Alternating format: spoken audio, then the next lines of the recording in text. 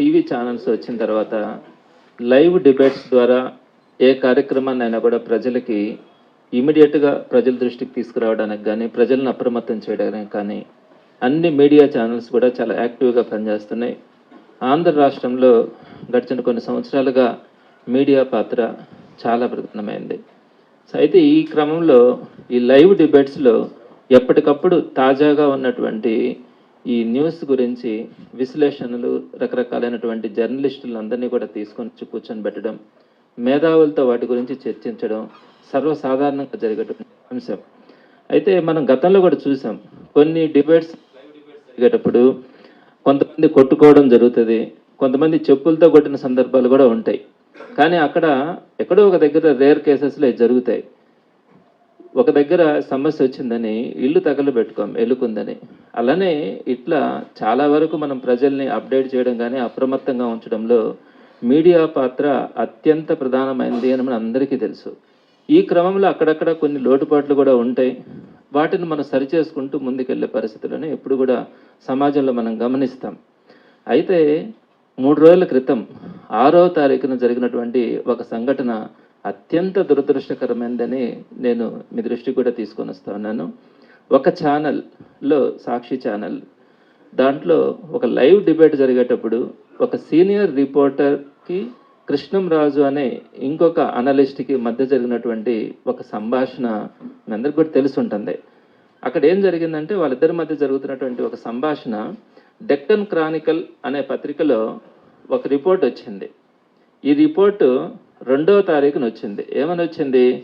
Karnataka, Andhra Pradesh, Maharashtra, Delhi, Telangana lead in female sex worker numbers అని భారతదేశంలో Karnataka top పొజిషన్లో ఉంది, ఆంధ్రప్రదేశ్ 2వ పొజిషన్లో ఉంది అని డెక్కన్ క్రానికల్లో ఒక న్యూస్ ఆర్టికల్ వచ్చింది.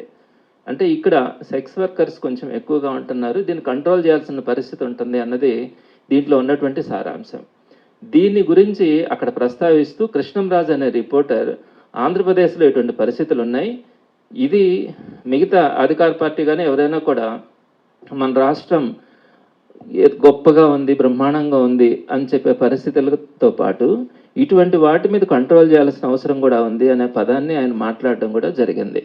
ఈ మాట్లాడేటప్పుడు కృష్ణరాజు అనే వ్యక్తి మాట్లాడేటప్పుడు కేఎస్ఆర్ అనే సీనియర్ జర్నలిస్ట్, అక్కడే ఉన్నటువంటి సీనియర్ జర్నలిస్ట్ ఆయన్ని నివారించారు. సో ఇలాంటి పదాలు మనం మాట్లాడడం మనకు అంత గౌరవంగా ఉండదు అని చెప్పి నివారిస్తూనే ఉన్నారు. అయినా కూడా దాన్ని ఆయన చెప్పాలనుకున్నది కంప్లీట్ చేసినది కూడా మనం గమనించినాం. అయితే ఇవి అక్కడక్కడ కొన్ని దగ్గరలు జరుగుతాయి.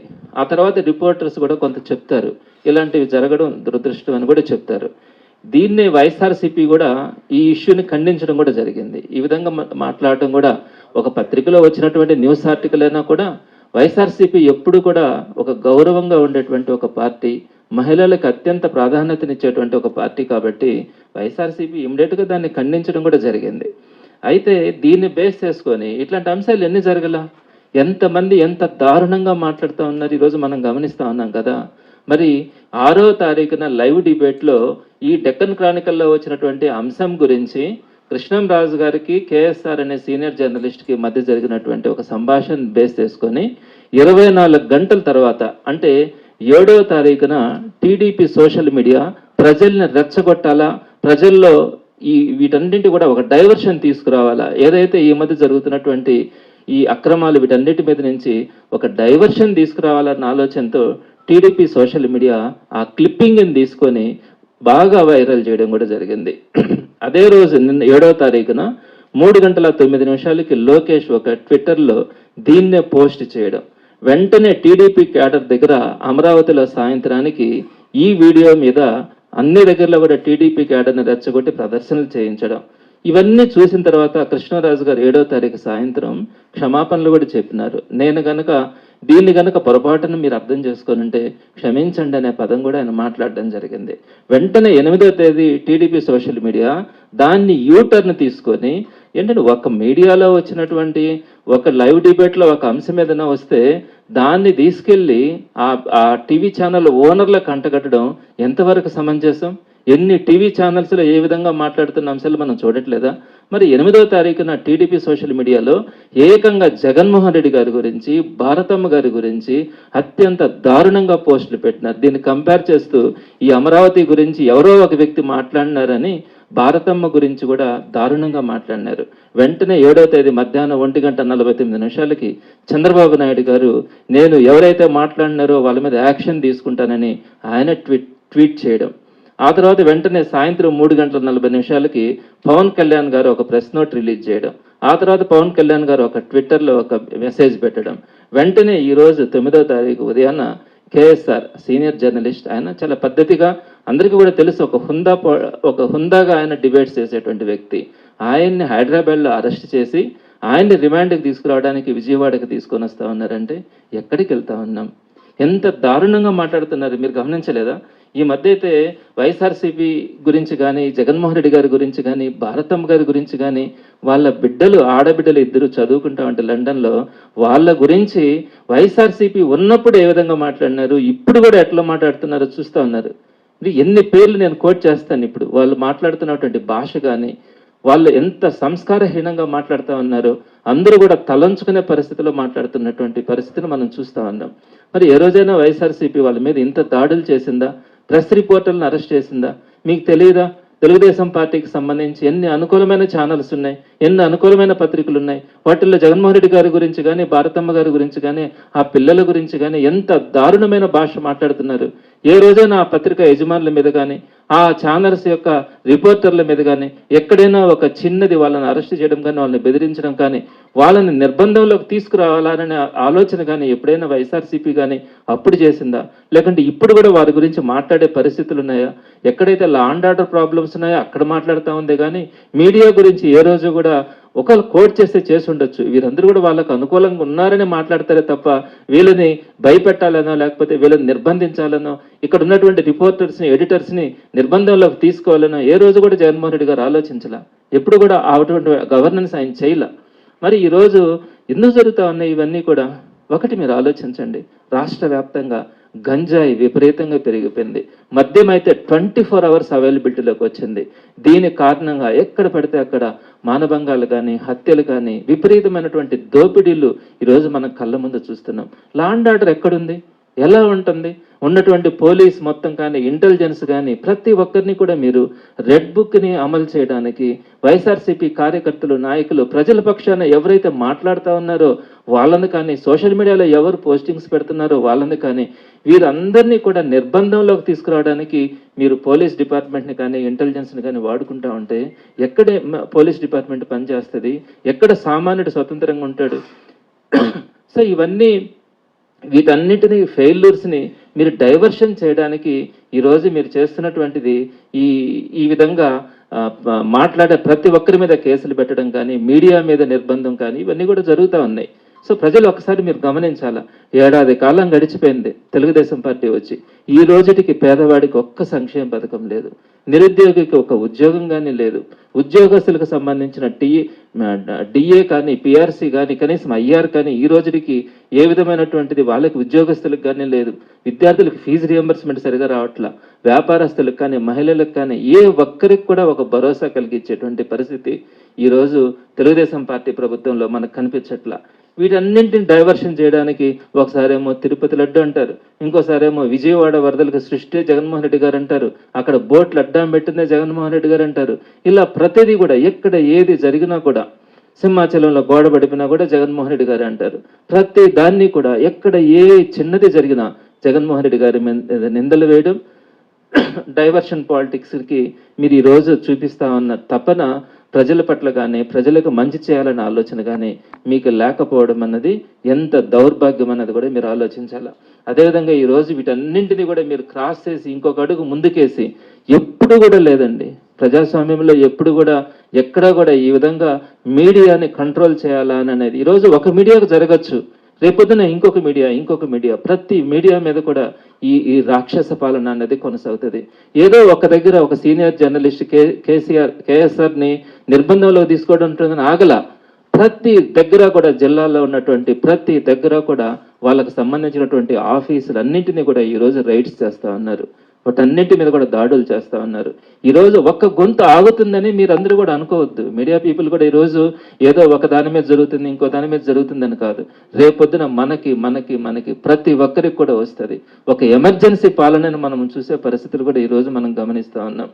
అయితే ఇవన్నీ ఎందుకు చేస్తా ఉన్నట్టు మీ అందరికి కూడా తెలుసు. వాళ్ళు చేసినటువంటి ఏ ఒక్కటి హామీ కూడా నెరవేర్చకపోవడం. అదేవిధంగా ఇటీవల కాలంలో కనుక చూస్తే వెన్నుపోటు దినం, మొన్న 4వ తారీఖున చేసినటువంటి వెన్నుపోటు దినానికి అద్భుతంగా ప్రజాస్పందన వచ్చింది.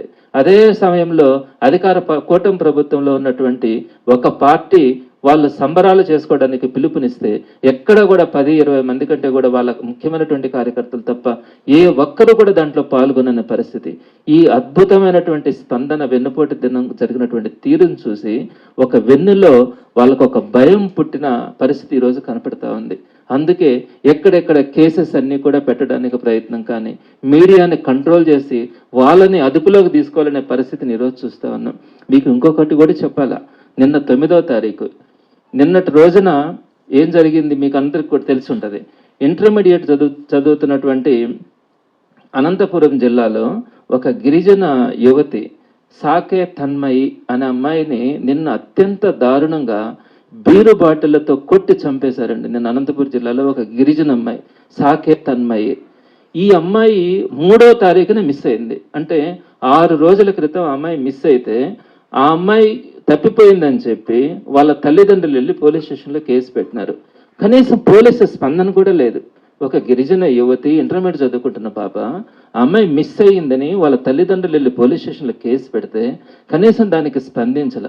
6 రోజుల తర్వాత 9వ తారీఖున బీరు బాటిళ్లతో ఆ అమ్మాయిని కొట్టి చంపడి పడేస్తే ఆ శవం నిన్న కనిపించింది. ఆ తల్లిదండ్రుల బాధ ఏ విధంగా ఉంటుందన్నది అర్థం చేసుకోవాలి. నేను ఈ విషయాన్ని ఎందుకు కోట్ చేస్తా ఉన్నానంటే, అసలు పోలీసింగ్ ఎక్కడుందండి? 3వ తారీఖున తల్లిదండ్రులు కేసు పెడితే కనీసం ఆ అమ్మాయి ఎక్కడుందో ట్రేస్ అవుట్ చేయడానికి 6 రోజుల సమయం అన్నప్పుడు ఇప్పుడున్నటువంటి ఇంటెలిజెన్స్ కానీ ఇప్పుడున్నటువంటి టెక్నాలజీతో మీరు కనుక్కోలేదా? మరి 6 రోజుల పాటు ఆ పాప కనిపించకపోతే నిన్నటి రోజున ఆ మహిళని అత్యంత దారుణంగా చంపితే మీ ఇంటెలిజెన్స్ ఎక్కడుంది? మీ పోలీస్ వ్యవస్థ ఎక్కడుంది? రెండో పాయింట్ కూడా, సత్యసాయి జిల్లాలో ఒక 9th క్లాస్ స్టూడెంట్ని సామూహికంగా ఆ అమ్మాయిని అత్యాచారం చేస్తూ ఉంటే ఆ అమ్మాయికి సంబంధించి ఈ విధంగా ఇంతమంది యువకులు చేస్తూ ఉన్నారన్నది మొన్న బయటపడింది. ఆ బయటపడిన తర్వాత వాళ్ళంతా కూడా ఎవరు? తెలుగుదేశం పార్టీ నాయకులు, కార్యకర్తలు చేస్తూ ఉన్నారు.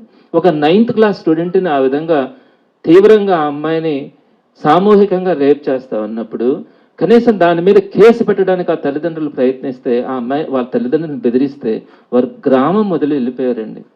ఇలాంటి దారుణమైన పరిస్థితులు అంతెందుకండి, నెల్లూరులో మీరు చూడండి ఎన్ని హత్యలు జరుగుతూ ఉన్నాయి, ఎన్ని సమస్యలు ఉన్నాయి, మాట్లాడితే చంపేస్తూ ఉన్నారు. ఇలాంటి లా అండ్ ఆర్డర్ ఫెయిల్ అయినటువంటి గవర్నమెంట్ని మనం ఎక్కడ కూడా చూడలా. ఇలాంటి దారుణమైన పరిస్థితులు ఎందుకు వచ్చినాయి? పోలీస్ వ్యవస్థ కానీ ఇంటెలిజెన్స్ కానీ మొత్తం కూడా ఒక్క దగ్గర లొకేట్ అయిపోతా ఉంది. ఎక్కడ? వైఎస్ఆర్సీపీని కంట్రోల్ చేయాలి. ఎవరైతే ప్రజల తరపున మాట్లాడుతూ ఉన్నారో వాళ్ళ గొంతు నొక్కాలి అన్న ఆలోచన తప్ప ఎక్కడ కూడా పోలీసు అన్నది ప్రజలకు అండగా ఉండాలి, ప్రజలకి సహకారిగా ఉండాలి. మనం ప్రభుత్వం దగ్గర జీతాలు తీసుకుంటా ఉన్నామంటే ప్రజల దగ్గర నుంచే ప్రజల సొమ్మును తీసుకుంటున్నాం. మరి వారికి అండగా ఉండాలన్న జ్ఞానం ఉండక్కర్లేదా? ఈరోజు టీడీపీ ప్రభుత్వం ఉందని వాళ్ళు చెప్పినటువంటి మాటలు మీరు వింటా ఉన్నారే, మొత్తం పోలీసు వ్యవస్థ కానీ ఇంటెలిజెన్స్ వ్యవస్థ కానీ ఈ రెడ్ బుక్లో ఏదైతే చెప్పినారో వాళ్ళని అరెస్ట్ చేయడానికి ఎక్కడెక్కడ నాయకులు ఉన్నారో వాళ్ళ మీద పాతపైతే కేసులన్నీ కూడా తీసుకొని రావడానికి ఏ విధంగా కన్ఫెషన్ స్టేట్మెంట్స్ తయారు చేసి ఎవరిని ఎక్కడ నిర్బంధంలోకి తీసుకోవాలని ఆలోచన తప్ప మీరు ప్రజలకు రక్షణ కల్పించడంలో ఎక్కడ కూడా మీరు ఆలోచించట్లా. పూర్తిగా లా అండ్ ఆర్డర్ ఫెయిల్ అయిపోయింది. ఇప్పుడు 1 year అయింది కదా, ఈ రోజుకి కూడా లా అండ్ ఆర్డర్ ఎంత ఫెయిల్ అవుతుంది? ఒక్కసారైనా కూడా మీరు డిపార్ట్మెంట్తో ఈ విధంగా ఇక్కడ జరుగుతూ ఉన్నాయి అన్న సమీక్ష ఒక్కటైనా కూడా అధికారులు మీరు చేయగలిగినారా?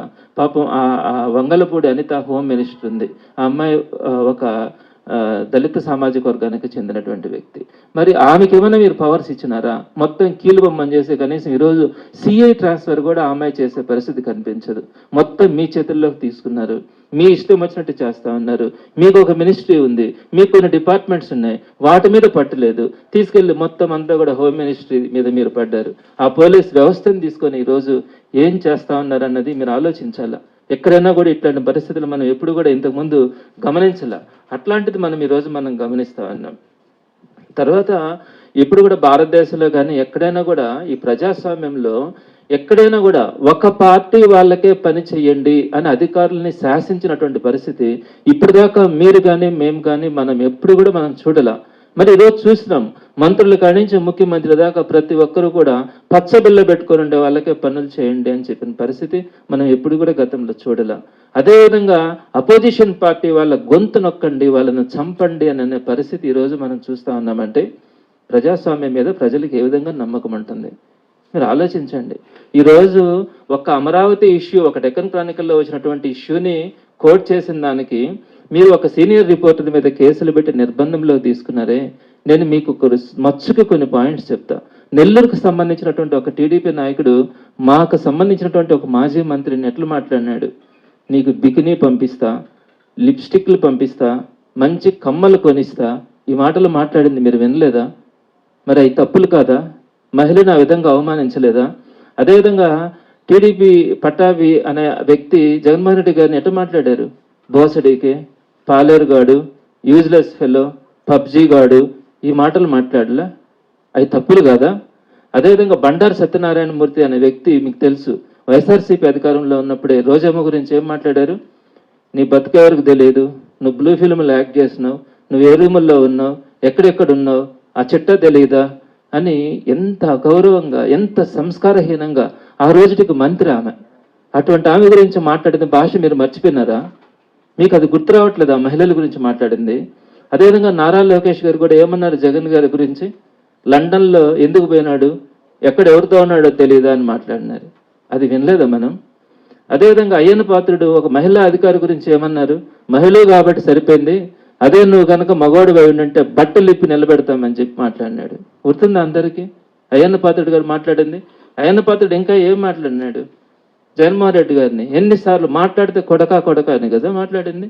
అదేమంటే మై సన్ అని ఇంగ్లీష్లో ఒక అర్థం చెప్తారు. ఇది సంస్కారమా? ఇది మహిళల పట్ల గౌరవమా? వంగల్పూడి అనితమ్మ భారతమ్మ గారి గురించి ఎంత నీచంగా మాట్లాడేదో గుర్తుంటుంది. నేను ఆ మాట మాట్లాడలేను ఎప్పుడు. అమ్మ అని పిలుస్తా ఉన్నామని అన్న అర్థంతో ఆ మాట్లాడినటువంటి సంస్కారంగా, ఎంత సంస్కార లోపంగా మాట్లాడింది అన్నది నేను చెప్పడానికి కూడా నేను సిగ్గుపడతా ఉన్నాను. అదేవిధంగా చేబ్రోలు కిరణ్ అదే రోజమ్మ గురించి మాట్లాడిన మాట నీచమైన మాటలు మాట్లాడినారు. అలానే కిరా కార్పి అయితే అదే ఆమె గురించే ఎలా మాట్లాడినారు, కొవ్వు అనే పదాన్ని ఈ లడ్డూలో కలపడానికి ఈ కొవ్వునే వాడినారు అని మాట్లాడలేని, వినలేని, సంస్కారం లేనటువంటి మాటలు. అలానే సీమరాజా ఎట మాట్లాడారు ఒక లక్ష్మీపార్వతి గారి గురించి కానీ, వైఎస్ఆర్సీపీలో పనిచేసినటువంటి ఎక్స్ లేడీ మినిస్టర్ అందరి గురించి కూడా అత్యంత నీచమైన మాటలు మాట్లాడినారు. అలానే ఒక మీడియా ఛానల్లో వెంగళరావు గారని టీడీపీకి అనుకూలంగా ఉండే ఆయన తాడేపల్లిలో జగన్మోహన్ రెడ్డి గారి ఇంటి గురించి కూడా చాలా అసభ్యంగా మాట్లాడినారు.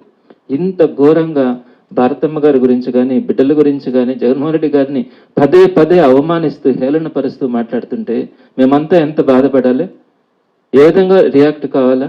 ఒక డెక్కన్ క్రానికల్లో వచ్చినటువంటి ఒక రిపోర్ట్ గురించి మాట్లాడిన దానికి మీకు అంత బాధ ఉంటే మరి ఇంత సంస్కారహీనంగా మాట్లాడి మమ్మల్ని అందరినీ కూడా అవమానపరుస్తూ ఉన్నటువంటి టీడీపీ నాయకులకి ఏ విధంగా ప్రజలు శిక్ష వేయాలా? సో ఇవన్నీ కూడా మంచి పద్ధతి కాదని మీ అందరికీ కూడా తెలియజేస్తా ఉన్నాం. జగన్మోహన్ రెడ్డి గారి గురించి ఒక మాట చెప్పాలి అంటే, నాకు ఆయనతో ఉన్నటువంటి అనుబంధంలో నేను చాలా చాలా చూశాను. మహిళల గురించి ఆయనకు ఉన్నటువంటి కమిట్మెంట్ కానీ, మహిళలకు సంబంధించి ఆయన చేస్తున్నటువంటి కార్యక్రమాలు మహిళలకు ఉపయోగపడుతుంది అనుకుంటే అది ఎంత కష్టమైందని చేసిండయా అని చెప్తారు. నేను ఎన్నో సందర్భాల్లో ఉద్యోగుల గురించి కానీ, ఎంప్లాయీస్లు, లేడీ టీచర్స్ గురించి కానీ వీళ్ళ గురించి తీసుకెళ్ళినప్పుడు ఏ ఒక్కటి కూడా ఆపే మనస్తత్వం కాదు. ఎంత కష్టమైన మహిళలు అంటే చేసిండు అనేవాడు. అదేవిధంగా మేము సిద్ధం సభలకి మహిళలను తీసుకురాకండి, వాళ్ళు ఇబ్బంది పడతారని చెప్పేవాళ్ళు. అదే చంద్రబాబు నాయుడు గారికి వచ్చేటప్పటికి మహిళలతోనే, అక్కడ ఉన్నటువంటి డ్వాక్రా గ్రూపులతోనే ఆయన కార్యక్రమాలు చేస్తే జగన్మోహన్ రెడ్డి గారు రిపీటెడ్గా చెప్పేవాడు, మీరు మహిళలను తీసుకురావద్దు, ఎవరో మరీ ఇంట్రెస్ట్ ఉండి వాళ్ళు వస్తామంటే తప్ప మీరు మహిళల మీద కాన్సన్ట్రేట్ చేయకండి అని చెప్పేవాడు. అంత గౌరవం. అమ్మఒడి ఇచ్చిన, ఒక వాళ్ళకి చేయూత ఇచ్చిన, ఆసరా ఇచ్చిన, ఇళ్ళ పట్టాలు ఇచ్చిన, ఇల్లు కట్టించిన ప్రతి ఒక్కటి కూడా మహిళలు నా ఆడబిడ్డలకి ఇవ్వాలి, నా చెల్లెళ్ళకి ఇవ్వాలి, నా అక్కలకి ఇవ్వాలి అన్న తపన పడినటువంటి వ్యక్తి జగన్మోహన్ రెడ్డి గారు. మరి 50,000 మందికి కూడా అమరావతిలో ఆయన ఇళ్ల పట్టాలు ఇచ్చినారు, అన్ని కూడా మహిళలకే ఇచ్చినారు. అమరావతిలో ఉన్నటువంటి ప్రాధాన్యతను దృష్ట్యా ఒక్కొక్క పెన్షన్ బయటంతా 3,000 ఇస్తే అమరావతిలో ఉండే పేదలకు 5,000 పెన్షన్ ఇచ్చినాడు. అంత చక్కగా మహిళలను చూసుకున్నాడే, అమరావతి అంటే అంత గౌరవంగా ఉన్నారే. మరి ఈ రోజు మీరు ఏం చేస్తా ఉన్నారు? ఆ 50,000 ఇళ్ల పట్టాలు అక్కడ ఇస్తే ఈ రోజు కనీసం వాటన్నిటిని డెవలప్ చేసి వాళ్ళు అక్కడికి రావడానికి కూడా మీరు అడ్డుపడతా ఉన్నారు. అవన్నీ హ్యాండ్ ఓవర్ చేసే ప్రాసెస్ని మీరు కంప్లీట్ కూడా చేయలేకపోతా ఉన్నారు. సో ఇట్లాంటి దౌర్భాగ్యమైనటువంటి పరిస్థితుల్లో మనం ఉంటా ఉన్నాం. ఇంకా ఎన్ని అక్రమాలు చూడాల్సి వస్తుందని ఈరోజు సామాన్యుడు కూడా భయపడే పరిస్థితి కనపడతా ఉంది. నామినేటెడ్ పదవులు కూడా చూసుకోండి, గతంలో ఎప్పుడూ లేదు. 50% గీత గీసినట్టుగా అంతకంటే ఒకటి ఎక్కువగానే చైర్మన్ పోస్టులు ఉంటే, 6 రాజకీయ పదవులుంటే 688 మహిళలకు ఇచ్చినారు. ఈ విధంగా ప్రతి దాంట్లో కూడా మహిళలు, ఆడబిడ్డలు, అక్కలు, చెల్లెళ్ళు అని తపన పడ్డ జగన్మోహన్ రెడ్డి గారికి ఈ రోజు మీరు నిందలేసి ఆయన కుటుంబ సభ్యులను నీచంగా మాట్లాడుతుంటే కూడా చూకుంటా ఉన్నాం. మరి మీరు ఈరోజు మీడియాను కూడా గొంతు నొక్కి వారిని నిర్బంధంలో తీసుకునే పరిస్థితులు వస్తే ఇవన్నీ చీకటి రోజులను చూసినట్టుగా ఉన్నాయి. ఇది మంచి పద్ధతి కాదు. ఇదే కనుక కొనసాగితే ప్రజల్లో తిరుగుబాటు వస్తుందని మీ పరంగా నేను ప్రజలకు కానీ ప్రజలకి తెలియచేస్తూ ప్రభుత్వానికి మీ యొక్క మనస్తత్వాన్ని మార్చుకోమని తెలియజేస్తా ఉంది వైఎస్ఆర్సీపీ.